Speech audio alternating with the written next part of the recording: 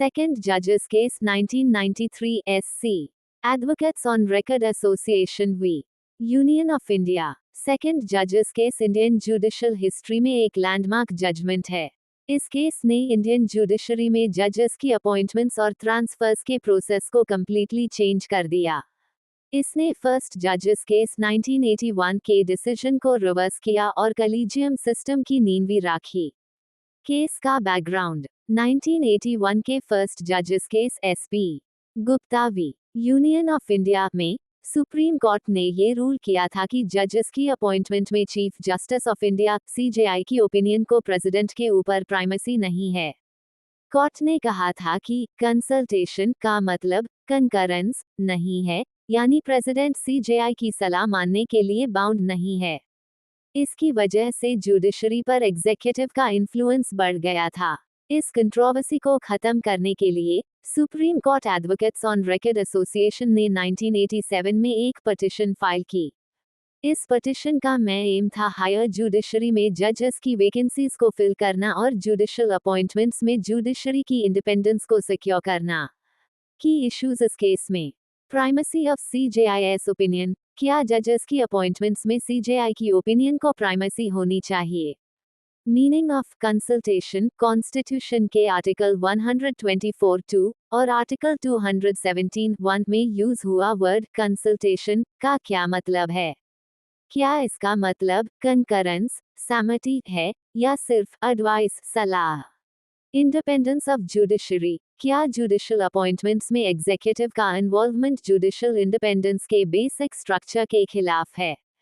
Supreme court का फैसला। Second जजेस केस में 9 जजेस की बेंच ने 7:2 के मेजॉरिटी से फर्स्ट जजेस केस के डिसीजन को रिवर्स कर दिया। Justice JS. वर्मा ने मेजॉरिटी की तरफ से जजमेंट डिलीवर किया। इस जजमेंट के पॉइंट्स ये थे। Consultation equals concurrence. कोर्ट ने रूल किया कि आर्टिकल 124(2) एंड 217(1) में यूज हुआ कंसल्टेशन वर्ड का कंकरेंस से हाई मतलब है। इसका मतलब है कि प्रेसिडेंट को जजेस की अपॉइंटमेंट के मामले में सीजेआई की रिकमेंडेशन को मानना हाई पड़ेगा।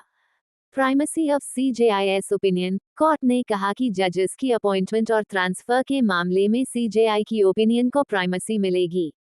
लेकिन इसके साथ हाई कोर्ट ने ये भी कहा कि सीजेआई की ओपिनियन इंडिविजुअल नहीं होनी चाहिए। The birth of collegium system decision में ये कहा गया कि सीजेआई को अपॉइंटमेंट्स के लिए रिकमेंडेशन देने से पहले सुप्रीम कोर्ट के 2 सीनियर मोस्ट जजेस से कंसल्ट करना होगा। इस इंस्टीट्यूशनल मैकेनिज्म को हाई बाद में कलीजियम सिस्टम का नाम दिया गया। Impact of the judgement.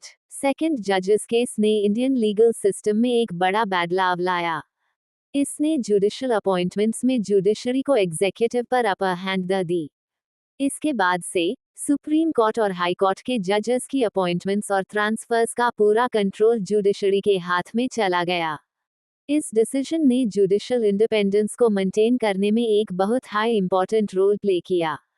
Third जजेस केस 1998 में इस कलीजियम सिस्टम को और रिफाइन किया गया और सीजेआई के साथ कंसल्ट करने वाले जजेस की संख्या 2 से बढ़ाकर 4 कर दी गई। इस तरह सेकंड जजेस केस ने आधुनिक कलीजियम सिस्टम की नींव राखी, जिससे आज भी जजेस की अपॉइंटमेंट्स होती हैं।